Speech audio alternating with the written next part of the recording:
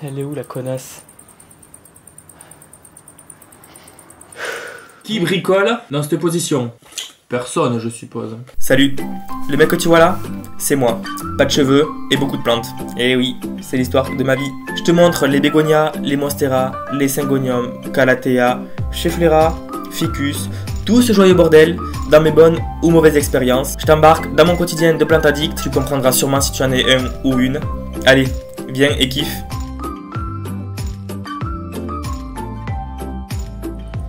Salut, j'espère que tu vas bien. On se retrouve aujourd'hui pour une vidéo catastrophe.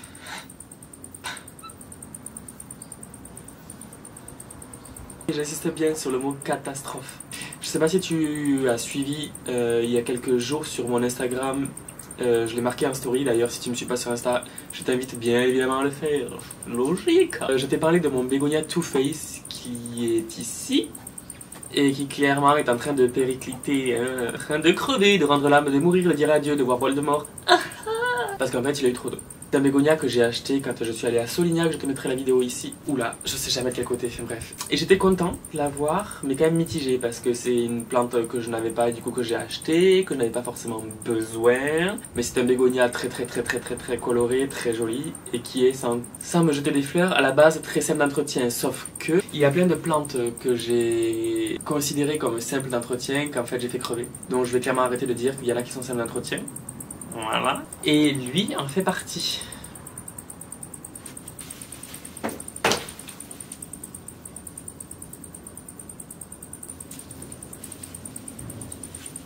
Il est en train de mourir, regarde ça, il n'y a plus aucune tenue, il n'y a plus rien quoi. Alors qu'est-ce qui s'est passé? Il est, comme tu le vois sur la vidéo ou sur les vidéos récentes, il est sur ma droite.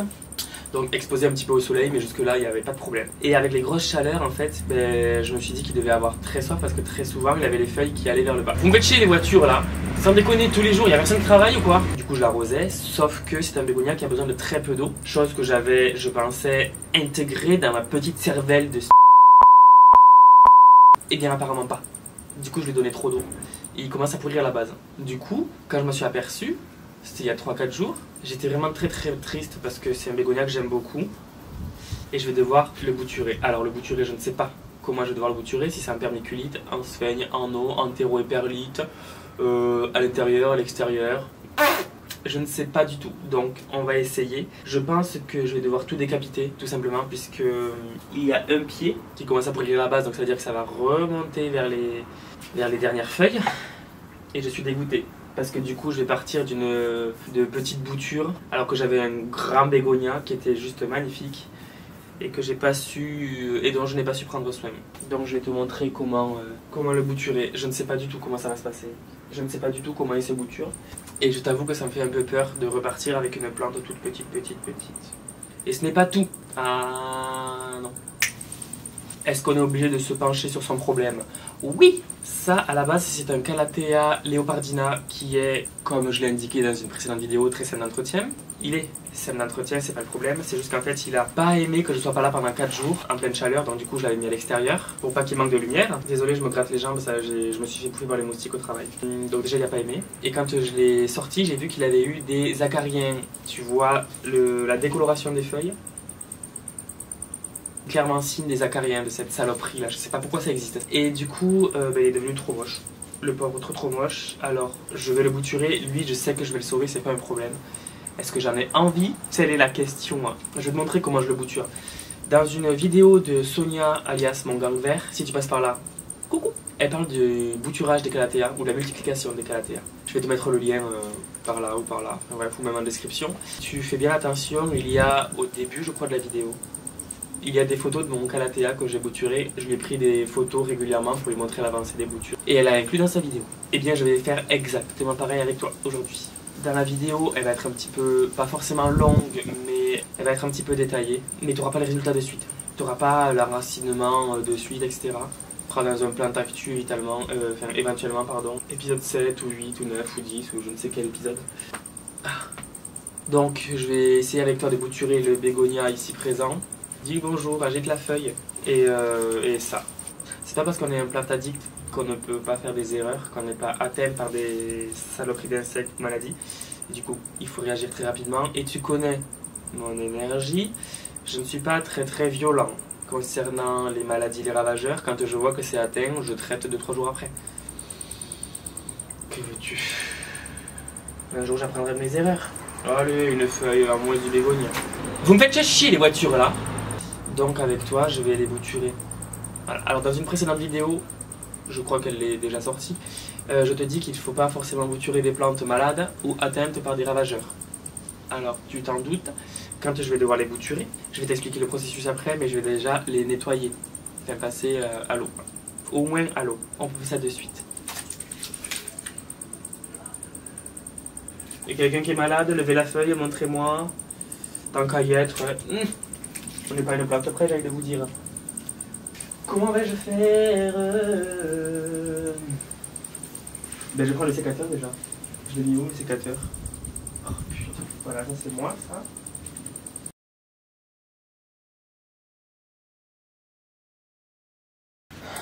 Ah, je sais où est-ce qu'il est le sécateur. Où est-ce que j'ai foutu ce putain de sécateur? Sans déconner, c'est toutes les vidéos où j'en ai besoin que je trouve pas. Hein. Je m'insupporte.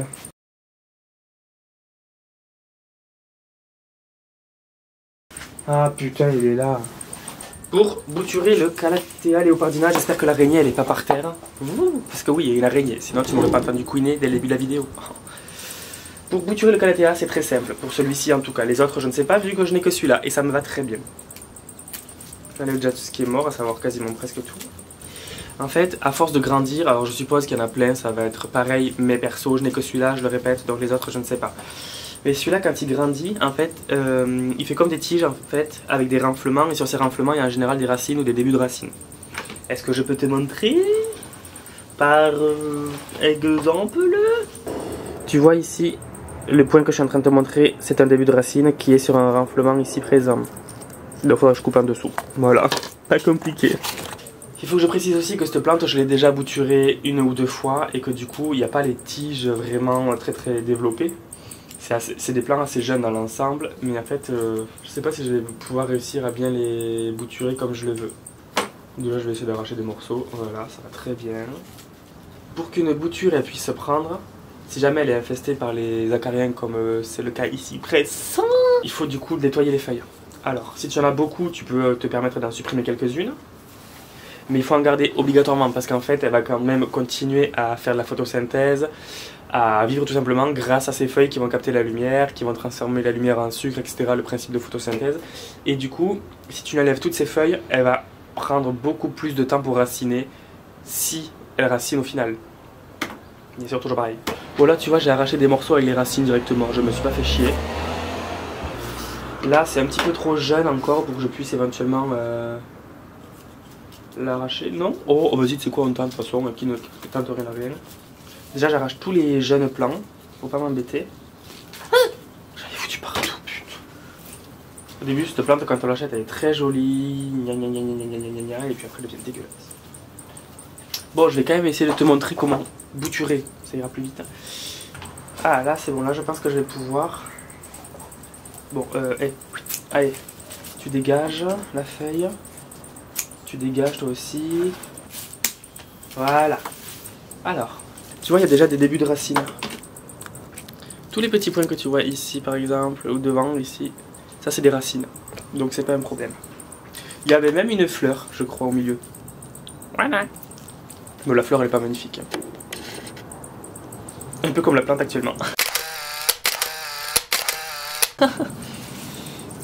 Allez, j'en fous partout. Allons-y gaiement, hein.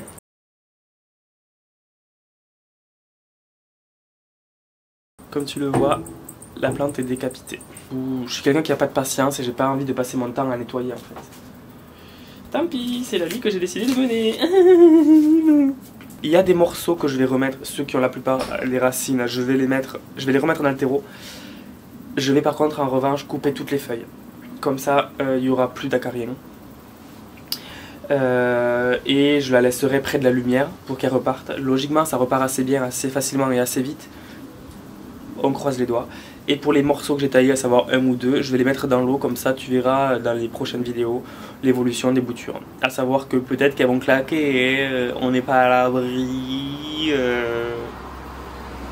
Voilà. Mais c'est merci. Je peux te montrer les anciennes coupes éventuellement. Ici tu vois. Ça c'était une ancienne tige en fait. Que j'ai bouturée et qui a pris sans problème. Alors je sais pas si elle peut se bouturer, enfin si elle peut se multiplier par une autre manière, celle-là. Je l'ai fait que comme ça, alors je pense qu'il doit y en avoir peut-être d'autres éventuellement. Mais... Enfin la division logique de touffe. Mais à part la division, le bouturage, je crois que c'est à peu près tout. Peut-être du semis éventuellement si ça fait des graines, ça je sais pas. Sinon toi ça va? Mieux que ma calathea j'espère. Donc tu vois j'ai coupé toutes les feuilles. Je le remets. Et voilà, c'est tout ce qu'il faut faire. Alors ensuite, ça c'est quoi? Racine. Et bien un taillage de feuilles. Ça ressemble vraiment à rien, on dirait moi un lendemain de soirée, c'est fou ça. Alors pourquoi je taille pas plus court? Parce qu'en fait je me dis que par l'épaisseur des feuilles, je me dis peut-être qu'elle va continuer à faire de la photosynthèse, etc. Que ça va lui donner un peu d'énergie. Est-ce que j'y crois vraiment? Est-ce que j'ai espoir? Quand même un peu. Est-ce que j'ai respecté ma calathea là? Pas du tout la pauvre. Mais en fait quand elle est belle, celle-là, quand elle est saine, elle est magnifique je trouve. Le feuillage est tout simple. Alors quand elle commence à avoir des acariens, franchement, plus vilaine tu peux pas. Non en fait le gamin là, c'est chiant à force.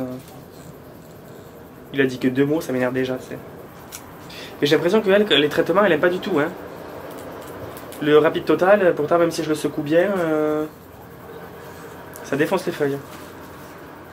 Alors là je pense que je vais faire plusieurs boutures parce qu'il y a quand même beaucoup de feuilles et du coup ça va lui demander beaucoup d'énergie pour pouvoir raciner. Donc pour lui faciliter la vie, je vais faire plusieurs boutures. Allez, putain, coupe-toi. Voilà. Je vais tenter de mettre ça en eau. Conviction, -2, alors là franchement. Ça c'est une bouture qui va à coup sûr raciner puisque regarde. Tu vois, ça c'est une racine. Il y en a une ici aussi. Il y en a qui vont sortir. Et au final tu vois ça fait comme une tige ici. Là. J'enlève la fleur, très important, et les feuilles vilaines aussi. Pourquoi j'enlève la fleur? Parce qu'en fait une fleur pour la bouturer, enfin si tu boutures un morceau où il y a une fleur, ça va demander énormément d'énergie pour raciner. Et donc c'est l'énergie qu'elle va pouvoir, qu'elle va perdre à l'enracinement. C'était pas clair. En gros s'il y a une fleur, la fleur va demander plus d'énergie à la bouture. Donc il va falloir la couper pour qu'elle puisse plus facilement raciner. Voilà, là c'est mieux déjà. Coupage de feuilles. Alors peut-être qu'elles vont pourrir les boutures. Hein. Il y a une nouvelle feuille au milieu, tu vois. On va la laisser. La pauvre. Hein. Bon, au final j'ai 4 morceaux à mettre en eau. Et ça à remettre dans le terreau. Pour finir cette vidéo après, une fois que j'aurai tout bouturé, je te montrerai la feuille énorme de ma monstera. Je suis trop fan.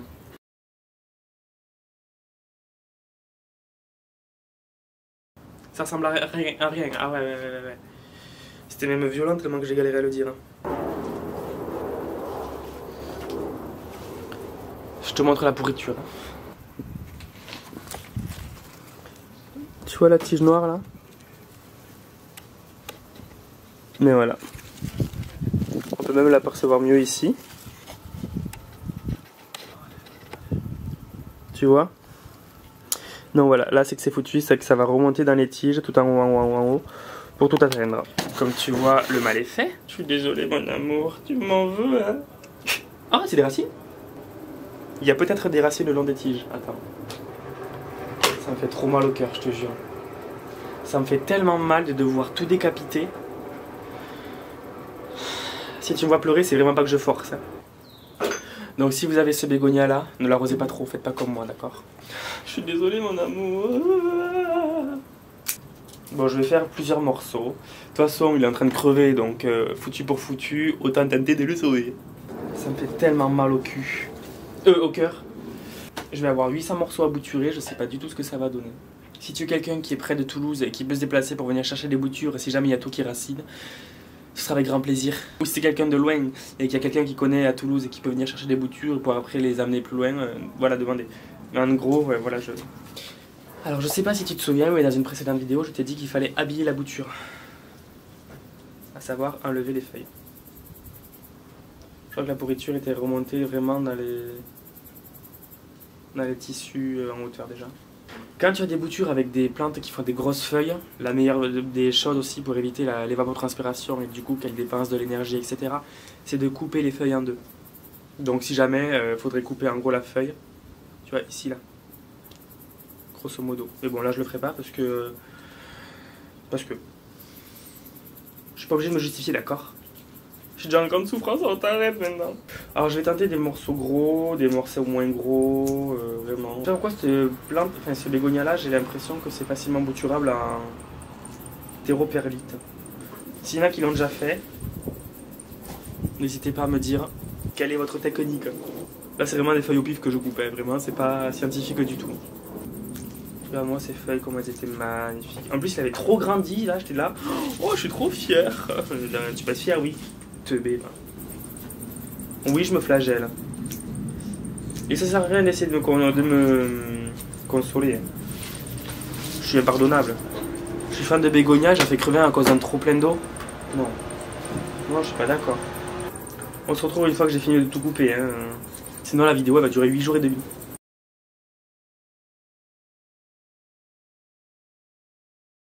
Là je dois avoir une dizaine de boutures, déjà c'est pas mal. Et le pied mère, je sais pas ce que je vais en faire, hein. Regarde-moi ça. Tu sais quoi, théroperlite, ça ira très bien, je pense. Je vais tenter. Voilà, de toute façon, tu ne tentes rien à rien, foutu pour foutu. Je vais faire 60-40 à peu près. Alors, je vais mettre plusieurs boutures par pot, tu t'en doutes, hein. Je vais avoir une culture de bégonia Two Face. Mais je le sens mal. Ce bégonia, je sens qu'il va être un peu capricieux. S'il faut pas du tout. En même temps, j'avais qu'à pas le faire crever, tu me diras. Alors, le mieux, c'est de... Je vais y arriver à parler. Le mieux, c'est d'enterrer un nœud, en général, pour une bouture. Voilà, et bien évidemment, il ne faut pas trop arroser. D'accord, Thibaut? Je supporte pas faire mourir des plantes. Sauf quand je le décide. Genre les phalangères. Et encore, j'ai eu pitié, je leur ai donné de l'eau et repartent. Le mec le plus indécis du monde. Alors faut pas faire des boutures trop grandes, dit le mec. Parce que ben, toujours pareil, hein, il lui faut de l'énergie à la bouture pour nourrir toutes les tiges. Donc le mieux c'est de faire des morceaux moyens quoi. Ça, comment tu veux que je le bouture? Comment... Non mais ça fait comme ça, c'est pas normal. Je veux bien avoir été un salaud et de t'avoir tué. Il a dû le sentir et vouloir se venger d'avance. Genre là, c'est trop long. Mais je tente. Je le sais que c'est trop long, mais je tente. En fait, je te montre pas, mais je remplis le pot, je plante les boutures et c'est tout. Il n'y a rien de ouf. Voilà. T'imagines si je le perds totalement. Après, c'est pas le bégonia dont je rêve. Donc en soi, ça me fait un petit peu moins chier. Mais tu me comprends quoi. Non, tu me comprends pas. J'ai 6 pots de boutures de bégonia Two Face. Donc on va voir ce que ça va donner. Le pied mère il est là-bas. Je vais tenter de pas... Enfin je vais pas l'arroser, je vais voir si ça continue à pourrir ou pas, je pense que oui. On va voir ce que ça donne. Je vais l'arroser très très peu. Levez la feuille qui a besoin de terreau là. Bon, pour finir sur une touche plutôt positive, voilà la dernière feuille de ma Monstera. Regarde-moi ce monstre. Ben, enfin, voilà. Je suis pas allé très loin pour chercher cet adjectif. Magnifique. Bon, petit hic, j'ai juste pété le tuteur quand j'ai voulu l'installer. Mais bon, ça je le referai plus tard. Mais il est énormissime, il est trop beau. Ça m'a fait feuille à moi. Ouais. Sur ce, cette vidéo touche à sa fin. J'espère que ça t'aura plu, que je t'aurai fait un petit peu rire. Même si moi je rigolais pas du tout. Et que j'étais vraiment très triste, mais c'est pas grave. On apprend de ses erreurs, en général. Je te laisse sur ça. Je te dis à bientôt pour la prochaine vidéo. Reste connecté. Ciao. Bon alors, la vidéo t'a plu?